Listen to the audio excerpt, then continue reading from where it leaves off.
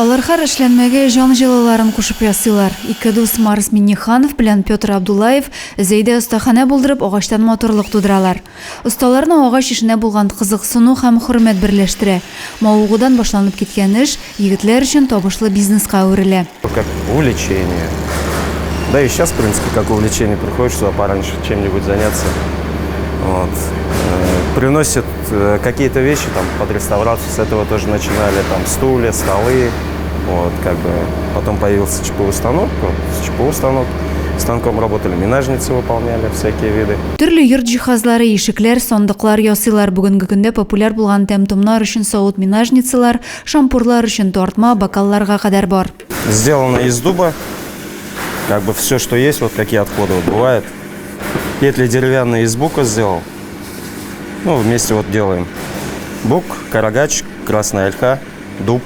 Эшләрен күрше-тирә шәһәрләрдән генә түгел, Башкортстан, Ерак, Хабаровск якларыннан ук сорап киләләр. Марс Минниханов һөнәре буенча пешекче-кондитер, ә агач эше җаныма ял һәм тынычлык бирә ди ул. Когда работаешь с деревом, это больше всего успокаивает, скажем так.